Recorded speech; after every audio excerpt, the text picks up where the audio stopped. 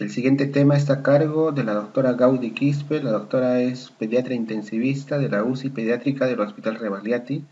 Ella nos trae en esta oportunidad el tema de tratamiento farmacológico en pediatría del paciente con COVID-19. Muchas gracias, Gaudí, y te dejamos. Buenos días. Bueno, el tema que me toca exponer es acerca de hablar del manejo médico, ¿no? Recordemos que estamos en una pandemia, que estamos en una crisis a nivel mundial de salud pública, ¿no? Y para el día de hoy, bueno, según los reportes, menciona que ya tenemos cerca de 2.917.000 infectados, de los cuales tenemos 203.000 545 muertos, ¿no? Y en el Perú ya vamos con 25.331 infectados, ya con 700 muertos, ¿no? Realmente es una crisis, ¿no? Bueno, recordemos de dónde viene, ¿no? Recordemos que el coronavirus, el causante de este síndrome que es el COVID-19, es un beta coronavirus, ¿no? En los cuales se ve que existen tres patógenos, el SARS-CoV, el MERS-CoV y el SARS-CoV-2, que son los gérmenes, son los virus que generalmente producen unas infecciones sumamente severas y mortales en el ser humano, ¿no? Aquí tenemos la estructura de lo que es el coronavirus, tiene la forma de una corona y vemos aquí que tiene unas glucoproteínas que son las espículas, tiene una envoltura, tiene una nucleocápside, tiene una hemaglutinina esterasa y tiene una membrana. Aquí podemos observar cómo ingresa el coronavirus, que es en forma de una corona, entonces ingresa y se acopla esa glicoproteína S, es la que se va a ensamblar en los receptores de la enzima convertidora de angiotensina 2, que no son exclusivas del sistema respiratorio, sino también podemos encontrarlo a nivel cardíaco, a nivel renal, a nivel de ilion, esófago, riñones, vejiga, y últimamente menciona que también han encontrado a nivel testicular, por lo que es probable que haya casos de infertilidad en jóvenes, ¿no? Entonces vemos aquí, una vez que se ensambla lo que es el coronavirus, en este receptor ingresa lo que es a la célula, donde se abre la cápside y se libera lo que es el virus, ¿no? El RNA, el cual pasa por una serie de eventos, va a ser la proteolisis, luego se va a empezar a replicar, ¿no? Y se va a envolver con una membrana, la cual esa membrana se va a adherir a lo que es la membrana citoplasmática y de esa manera va a poder ser liberada, ¿no? Y esta liberación es lo que va a producir una tormenta y una liberación de citoquinas, la cual se llama lo que es la tormenta de citoquinas, ¿no?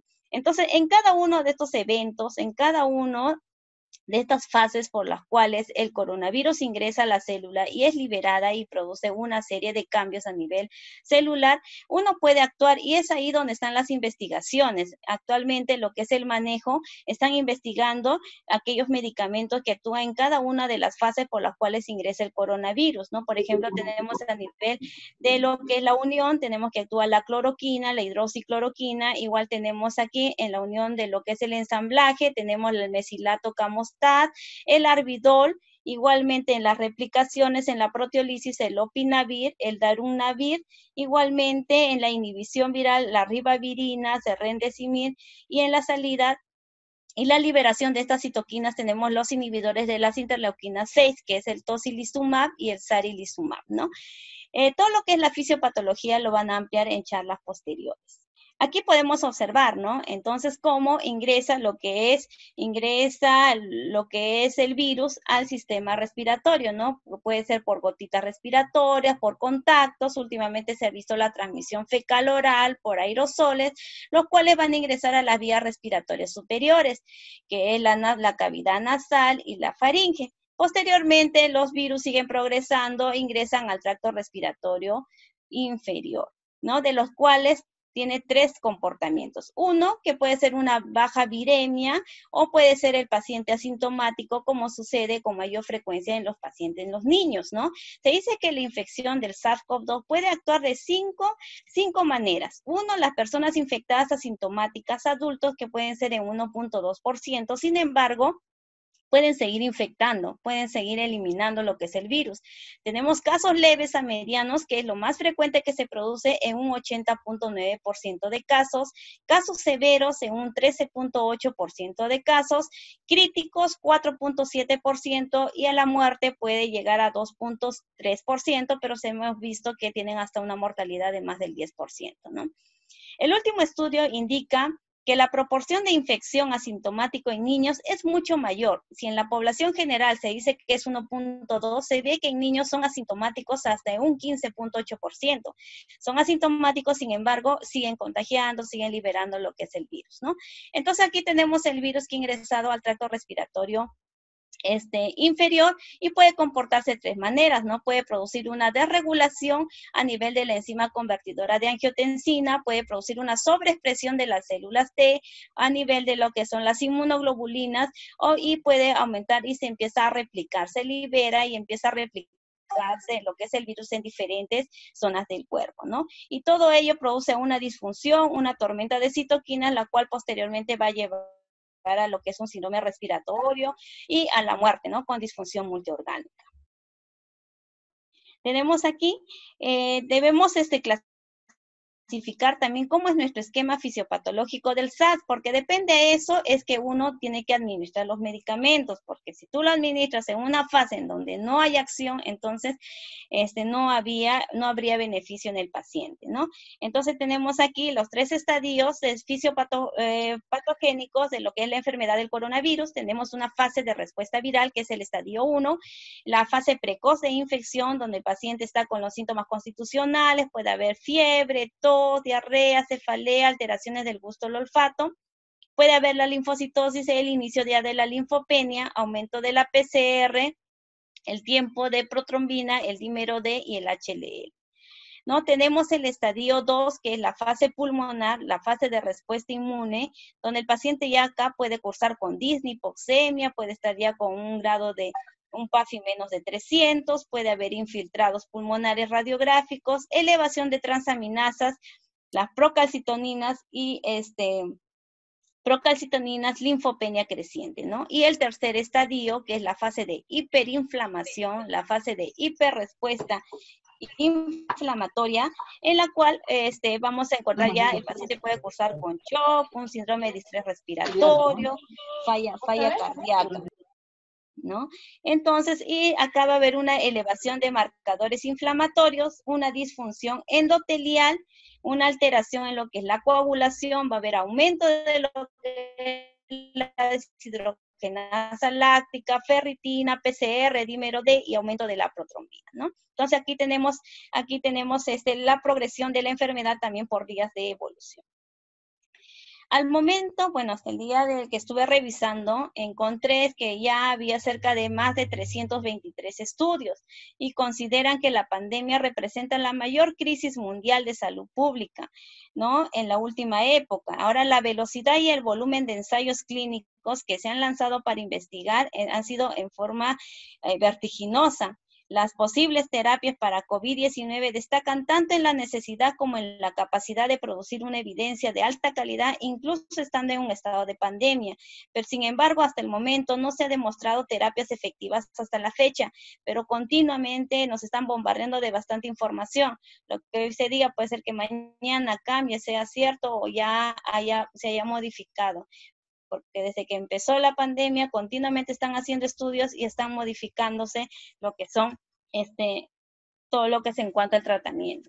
Entonces, ya habiendo mencionado ya, entonces las opciones terapéuticas van a ser los antivirales que van a estar en la primera fase, modificadores de la respuesta inmune y los seroconvalecientes que todavía están en fase 2, ¿no? Dentro de los antivirales tenemos lopinavir, ritonavir, hidroxicloroquina, remdesivir y faviravir. Tenemos dentro de los modificadores de la respuesta inmune, tenemos también los corticoides, la citromicina, anticuerpos monoclonales, la tocilizumab, sarilizumab, citibecum, inhibidores del sistema renina-angiotensina, tenemos seroconvaleciente y otros que se han estudiado como la vacuna BCG, la ivermectina, aún sin evidencia, ¿no? Tenemos aquí, entonces ya hemos repasado este cuadro, entonces en cada una de las fases por las cuales se le ingresa el coronavirus se están haciendo los estudios para poder intervenir en cuanto al tratamiento, ¿no? Entonces vamos a hablar de estos antivirales, tenemos el lopinavir, el ritonavir, ¿no? El cual inhibe la proteasa 3C del SARS-CoV-2, inhibiendo la formación de las proteínas no estructurales que son necesarias para el ensamblaje viral. El ritonavir inhibe el metabolismo del lopinavir, el CYP3A, aumentando su concentración plasmática, ¿no? Hasta el momento no se han realizado ensayos de medicamentos antivirales en niños, porque generalmente la mayoría de medicamentos están en fase experimental o en estudio, pero se han recolectado con pacientes adultos, ¿no? Y nosotros estamos haciendo, traspolando de los adultos a los niños. Y sin embargo, aún no se han realizado ensayos de medicamentos antivirales en niños con COVID-2 y no se recomienda aún el uso de los niños en casos leves o moderados, ¿no? Estas son las dosis que recomiendan de lopinavir y ritonavir de acuerdo al peso del paciente, y tenemos aquí también en cuanto a posología pediátrica de 2 semanas a 6 meses y cuando son mayores de 6 meses. Entonces, los efectos adversos, porque no todo, como son medicamentos, igual tenemos que recordar los efectos adversos. Puede haber diarreas, náuseas, vómitos, hasta un 40%. Puede haber dolor de cabeza, puede haber artralgias, hiperglicemias, hipertrigliceridemias, puede haber los casos severos, puede haber hasta torsada de puntas, arritmias, pancreatitis, pancitopenias, que se encuentran en 40% de los casos. Aumento de las transaminasas, hiperbilirruminemias, hepatotoxicidad, ¿no? Debemos monitorizar, por lo tanto, lo que es el hemograma, pruebas hepáticas, perfil lipídico, electrolitos plasmáticos. Debemos realizar nuestro EKG previo para ver lo que es, cómo está el QT corregido, interacciones medicamentos. Entonces, en este estudio que se realizó en el mes de marzo, en este estudio de lo que es lopinavir, ritonavir en adultos hospitalizados con COVID severo, en los cuales estudiaron 199 pacientes. 99 pacientes recibieron lopinavir y ritonavir y 100% fueron los controles, ¿no? Entonces, en el cual podemos observar cómo es el desarrollo y en que no hubo cambios significativos en cuanto a la mejoría de lo que es el paciente, tanto en los pacientes que solamente recibieron tratamiento de soporte y los pacientes que recibieron los antivirales, el lopinavir y ritonavir. Aquí de la misma manera evalúan lo que es la carga viral, ¿no? Si hubo eliminación y aclaramiento de la carga viral en el transcurso de los días, y tampoco encontraron diferencias significativas en cuanto a lo que es el aclaramiento de los virus. Vemos que acá en rojo tenemos los que recibieron el lopinavir, ritonavir, y en puntos separados los que tuvieron solamente manejo de soporte. Pero este trabajo tuvo varias fallas. Uno, que el tratamiento del lopinavir no aceleró significativamente la mejoría ni redujo la mortalidad o disminución de la detectabilidad de lo que es el ARN en la garganta de los pacientes. El tiempo de promedio, como vimos, es en la primera fase donde normalmente actúan los antivirales, porque donde eso está haciendo la replicación. Sin embargo, estos pacientes recibieron el tratamiento después de los 12 días de iniciados los síntomas, y que probablemente sea uno de los motivos que no hubo cambios ni diferencias significativas en cuanto a lo que es el aclaramiento viral o la mejoría de los síntomas. La tendencia no significativa a menor mortalidad en el grupo de lopinavir y ritonavir fue de 19.2% versus 27.1%. En conclusión, el tratamiento con lopinavir y ritonavir no aceleró significativamente la mejoría clínica, no redujo la mortalidad, no disminuyó la detectabilidad del ARN viral en la garganta de los pacientes con COVID. Esos fueron los primeros datos para informar. Sin embargo, lo que es la OMS, nuevamente están haciendo estudios con estos medicamentos de tal manera que se administren los medicamentos en la fase que le corresponde, ¿no? Pero esos son los primeros estudios en los que no había cambios no había cambios significativos entre dar tratamiento de soporte y dar antivirales. Tenemos la hidroxicloroquina. Entonces, la hidroxicloroquina, ¿cuál es la función? Bloquea la glicosilación del receptor. Tenemos al unirse con el receptor de la enzima convertidora de angiotensina 2, impidiendo la entrada del virus, aumenta el pH a nivel endosomal, impidiendo la actividad de las proteasas que permiten la función de la membrana y la liberación del virus a la hora que se libera el virus al citoplasma. Tiene un efecto también inmunomodulador, reduciendo la expresión de los mediadores inflamatorios interleuquina 1 y la interleuquina 6.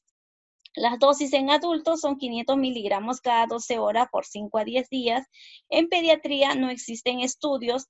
La hidroxicloroquina recomienda que en niños podría ser a 5 miligramos por kilo por dosis cada 12 horas por día y 1 a 3 miligramos cada 12 horas a partir del día 2 hasta el día 5 o día 10, ¿no?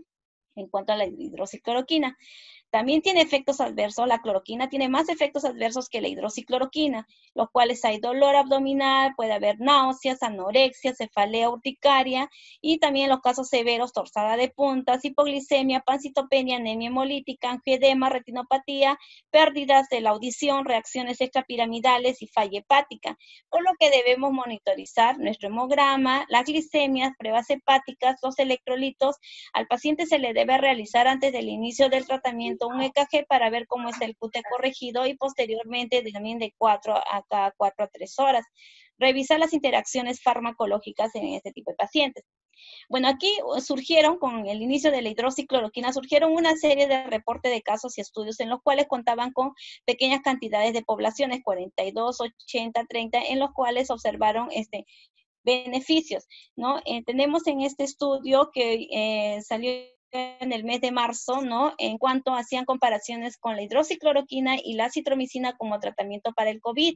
Aquí se utilizó el tratamiento en pacientes hospitalizados, incluyeron aquellos niños que tenían más de 12 años de edad y que tenían el diagnóstico de COVID-19 por PCR en las muestras nasofaringeas al ingreso, dependiendo en cualquier estado clínico en que se haya encontrado el paciente. Excluyeron a todos los pacientes que tenían alergia, vía retinopatía, deficiencias de la glucosa 6-fosfato deshidrogenasa o aquellos que tenían ya prolongaciones del intervalo QT.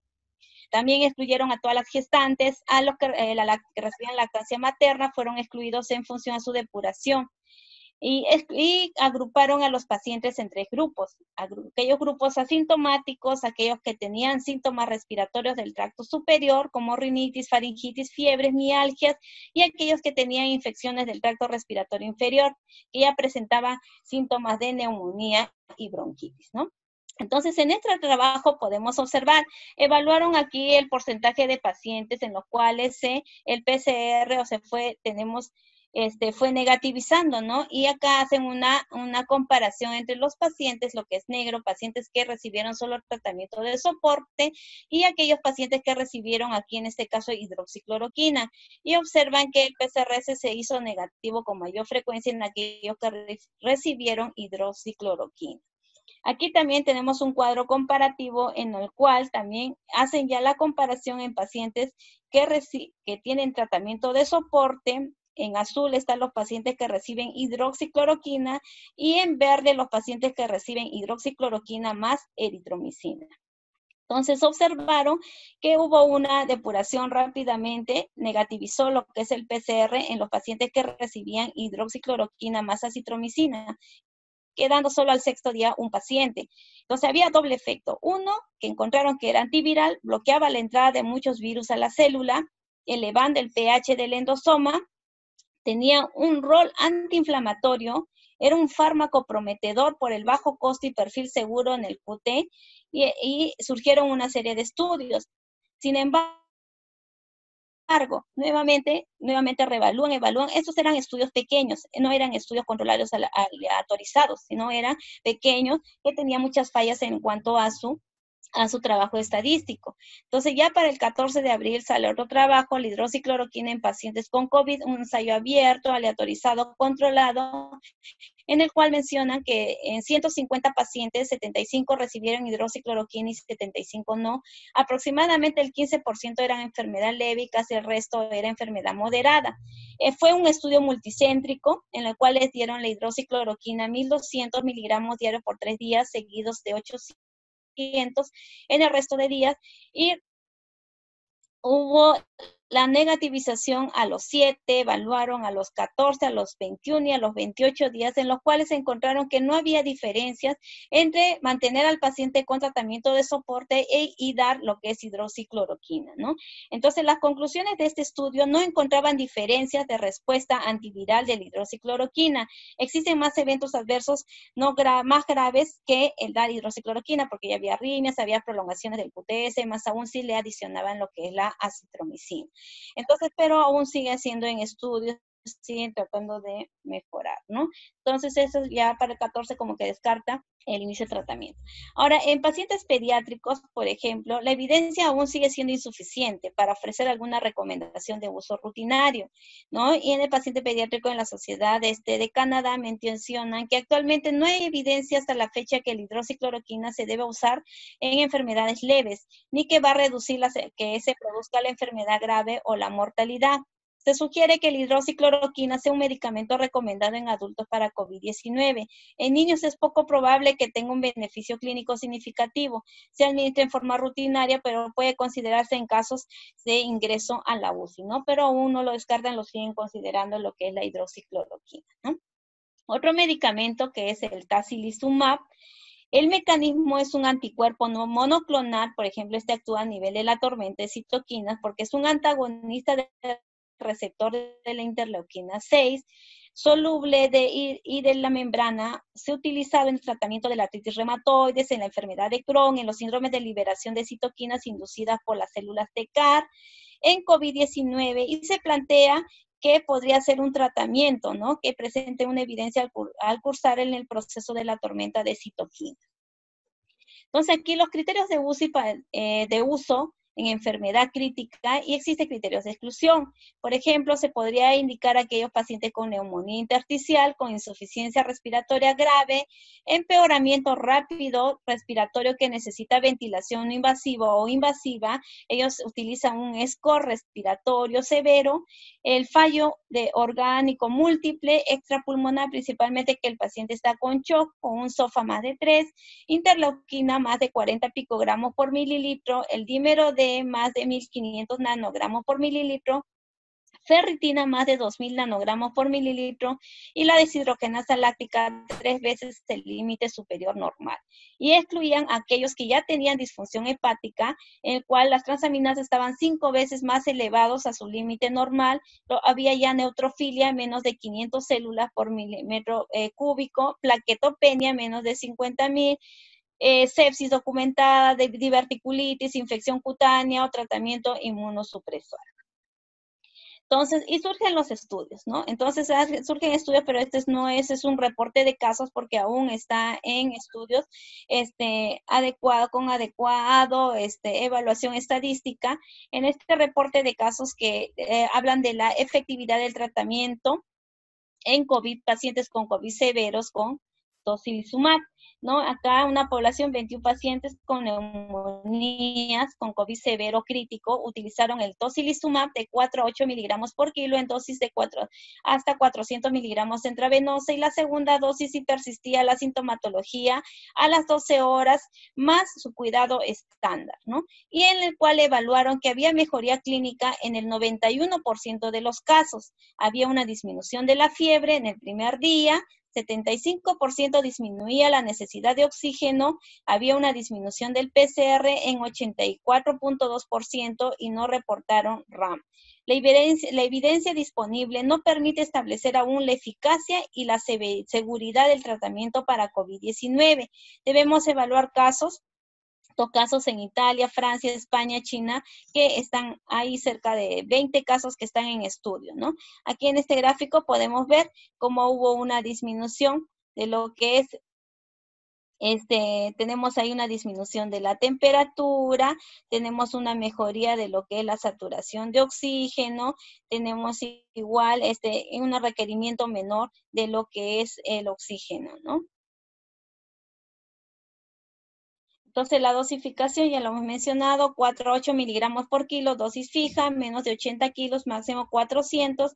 En pediatría, las dosis derivadas de la enfermedad liberadora de citoquinas por CAR-T, utilizado en pacientes mayores de 2 años, menos de 30 kilos, 12 miligramos por kilo por dosis, más de 30 kilos, 8 miligramos por kilo. Igual debemos monitorizar su perfil hepático, hemograma, debemos descartar que no hay una infección activa, bacteriana con el PCR, la procalcitonina, la temperatura, entre otros, ¿no? Tenemos también los corticoides, desde el momento actual, no se recomienda el uso de corticoides sistémicos para el tratamiento de los pacientes con infección grave por el nuevo coronavirus, excepto están indicados en algunos procesos en los cuales el paciente es asmático, se ha exacerbado el asma, hay una enfermedad, un EPOC, un paciente con shock séptico refractario, por lo cual se tiene que individualizar el tratamiento en cada uno de los pacientes, viendo cuáles son los beneficios y los riesgos del tratamiento. Por ejemplo, aquí el tratamiento en adultos, aquí los corticoides sistémicos no están recomendados en forma general. Sin embargo, se ha visto estudios previos en SARS y MERS, incluso en la gripe, han demostrado que no tiene mayor beneficio. Incluso ha retrasado el aclaramiento viral y ha aumentado la replicación viral. Entonces, se puede valorar en casos de shock, ya me he mencionado, encefalitis, síndrome hemofagocítico o cuando exista broncoespasmo evidente, ¿no? Tenemos en pacientes pediátricos, los corticoides no están recomendados en forma general, también debemos valorar en forma individualizada si es que el paciente va a ameritar o no.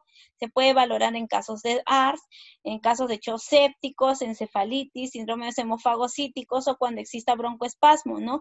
Puede utilizarse lo que es la metilprednisolona de 1 a 2 miligramos por kilo por día durante 3 a 5 días, la dexametasona tenemos de 5 a 15 miligramos cada 24 horas por 3 días. Entonces, hasta el momento, los estudios con corticoides están en fase 3.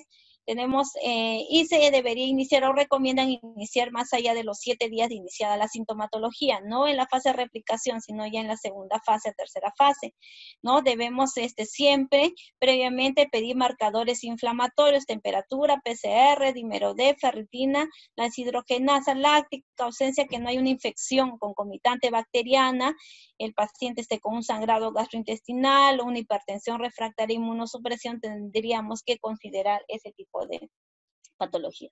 Entonces, cada organización ha dado su evaluación en cuanto al uso de corticoides. Por ejemplo, la Organización Mundial de la Salud dice que no debería utilizarse en el manejo rutinario de neumonía viral fuera que no esté en un estudio, ¿no? La CDC se debe evitar a menos de que se encuentre indicado. Ya mencionamos las patologías, incluso evitar en lo posible, dado que puede prolongar la replicación viral y observar que se observaron en los pacientes con MERS-CoV, ¿no? Indica y podría recomendar, como mencionamos, en EPOC, séptico refractario, ¿no? La Sociedad del Tórax también no es posible establecer una recomendación en pacientes hospitalizados. Entonces, la campaña de supervivencia, igual en pacientes con shock refractario, se sugiere el uso de dosis bajas de corticoides y la recomendación es débil, de baja calidad de evidencia. En pacientes hospitalizados en ventilación mecánica con distrés no se sugiere su uso rutinario. Sin embargo, mencionan que tampoco lo contraindica, ¿no? Y lo cual es una recomendación débil, de baja calidad. Y la sociedad tenemos infecciosas, tenemos que los pacientes hospitalizados con COVID-19 no recomiendan su uso. Puede ser muy baja certeza de evidencia. En pacientes hospitalizados con distrés secundario con COVID se recomiendan su uso en el contexto de un estudio. Entonces, categóricamente no lo rechazan, sin embargo, sugieren que no debería recibirse indiscriminadamente, sino viendo y evaluando, individualizando cada paciente. Entonces, en este estudio de factores de riesgos asociados a distrés respiratorio y muerte en pacientes con coronavirus, con neumonía en Wuhan, en China, ¿no? En lo cual evaluaron 201 pacientes con COVID-19, ¿no? Y 84 de ellos tenían un síndrome de distrés respiratorio agudo. Entre los pacientes con síndrome de distrés respiratorio que recibieron tratamiento con metilprednisolona, se observó que 23 de 50 fallecieron, cerca del 46% de pacientes, mientras que De los que no recibieron tratamiento con metilprednisolona, murieron 21 de 34 pacientes, que representa el 61.8%, con un P de 0.03. La administración de metilprednisolona parece haber reducido el riesgo de muerte en estos pacientes con síndrome de distrés respiratorio. Sin embargo, aún existen estudios. Vemos aquí la sobrevivencia. Tenemos pacientes con metilprednisolona, parece que hubieran mejorado la supervivencia y los días después de admisión en cuanto a lo que es la metilprednisolona. Sin embargo, estos pacientes no solamente recibieron corticoides, haciendo una evaluación de lo que recibieron, 97.5% de estos pacientes recibieron tratamiento antibiótico, 84 recibieron tratamiento antiviral que podría ser oseltamivir, ganciclovir, 14.9% recibieron lopinavir, ritonavir, 10% recibieron interferón gamma, 52% recibieron alguna terapia antioxidante como glutatión, N-acetilcisteína, 30% recibieron metilprednisolona, 34% recibieron algún inmunomodulador, inmunoglobulina, timosina y factor estimulante de colonias de granulocitos. Entonces, estos pacientes recibieron todo tipo de tratamientos, ¿no? Entonces, aún sigue en estudio lo que es el uso de corticoides también. Tenemos otro medicamento que es Remdesivir, ¿no? El mecanismo es un profármaco análogo de la adenosina creado para el tratamiento del ébola y se une de forma selectiva a lo que es el RNA polimerasa y actúa como un terminador de la cadena impidiendo que se replique el RNA. La posología, 200 miligramos intravenosa y luego 100 miligramos intravenosa por día de 2 a 10, infundido en 30 a 60 minutos. Las dosis pediátricas, 5 miligramos por kilo intravenoso en el día 1 y luego 2.5 miligramos por kilo endovenoso en el día 2 al 10, infundiendo en 30 a 60 minutos. Entonces, la adquisición no hay aún en Latinoamérica y la evidencia tiene una actividad demostrada en estudios in vitro. 10 ensayos clínicos en el ClinicalTrials.gov evaluando su efecto del tratamiento del COVID-19 en distintas etapas de la enfermedad, ¿no? Aún está en estudio el medicamento. Aquí comparación del uso del Remdesivir para pacientes con COVID-19 en forma severa. La población acá, en este caso, estudiaron 53 pacientes con COVID-19 confirmados con PCR, 22 eran de Estados Unidos, 22 de Europa, Canadá y 9 de Japón. Al inicio del estudio, 30 pacientes, 57% estaban recibiendo ya ventilación mecánica y 4,8% estaban ya con circulación extracorpórea. La intervención fue que recibieron un ciclo de Remdesivir de 10 días que consistía en 200 miligramos administrados por vía intravenosa en el día 1 y eran seguidos por 100 miligramos diarios durante los 9 días restantes del tratamiento. No tenía comparador. No es como un reporte de casos. Los resultados, 68% mostraban mejoría en la necesidad de oxigenoterapia al día 18. 60% en casos severos. Un total de 25%, o sea, 47, de 25 pacientes, el 47% fue dado de alta y fallecieron 7, en un total que representa el 13%.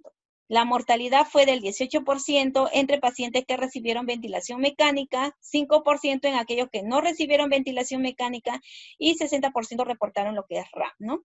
Entonces aquí vemos como la mejoría clínica y los días una vez que se inició el Remdesivir, vemos que hay una mejoría clínica progresiva hasta el día 28. Igual tenemos aquí el porcentaje de mejoría clínica, la incidencia acumulativa de mejoría clínica en relación a los días de iniciado de Remdesivir o no tratamiento, ¿no? Y se observa que hay una mejoría también, ¿no? Igual en cuanto a lo que es la incidencia acumulativa de mejoría clínica en cuanto a los días de inicio del Remdesivir, de acuerdo a la edad, vemos que los que estuvieron mejor pronóstico fueron aquellos menores de 50 años. Sin embargo, los que demoraron más en cuanto a su mejoría y fue menor la mejoría fue en aquellos mayores de 70 años.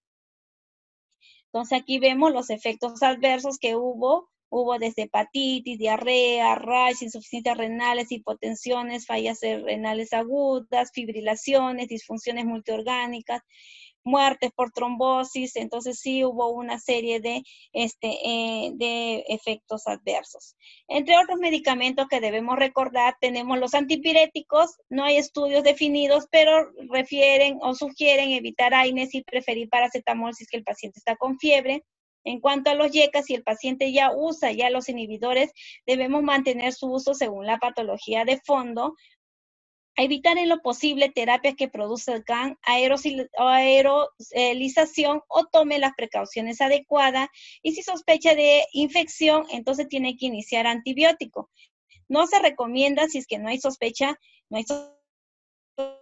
no solamente si es que hay coinfección. Es útil determinar, para eso tomamos la PCR o la procalcitonina. Si tenemos una PCR alta con una procalcitonina alta, lo más probable es que estemos frente a una sobreinfección agregada. Si tenemos una PCR alta y una procalcitonina normal o baja, puede ser que sea todo secundario a la inflamación.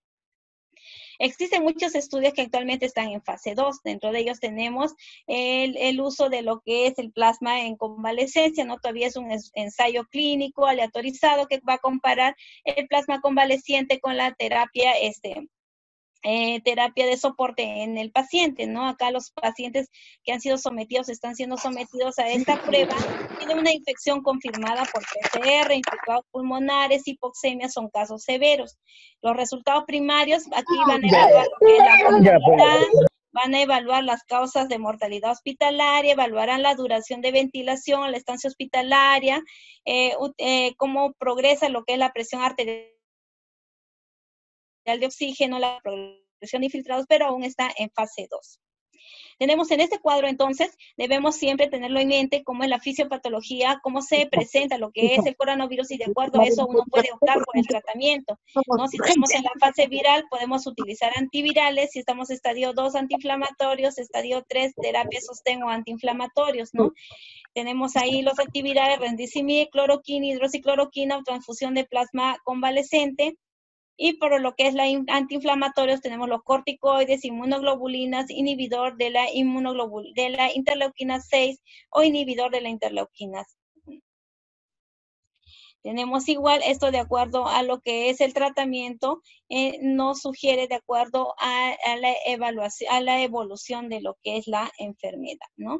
Esta es una encuesta que se realizó en 161 lugares de 33 ciudades y 6 continentes. Y aquí en el cuadro vemos que también participó Perú. Perú participó con una UCI, ¿no? Probablemente alguna de la UCI de Lima o del Perú lo haya reportado, ¿no? Pero también ahí reporta su paciente, en el cual hacían una evaluación de qué tratamientos ellos utilizaban. Por ejemplo, aquí en amarillo vemos los tratamientos que utilizaron en primera línea, y vemos que la hidroxicloroquina y la cloroquina utilizaron hasta casi un 50%, 48% lo utilizaron como medicamento de primera línea. Después, anticoagulación profiláctica, también cerca de 45%. El Remdesivir antiviral en un 30%, la citromicina lo utilizaron en un 22%. Después tenemos los esteroides endovenosos que también fueron utilizados, el lopinavir, ritonavir, el tocilizumab, la anticoagulación, el tratamiento, el plasma convaleciente que también fue utilizado en un mínimo porcentaje, inmunoglobulinas, anaquirina y otros medicamentos, ¿no? Y vemos en esta encuesta que fueron los medicamentos que utilizaron en el manejo de este tipo de pacientes. Bueno, eso sería todo. Gracias.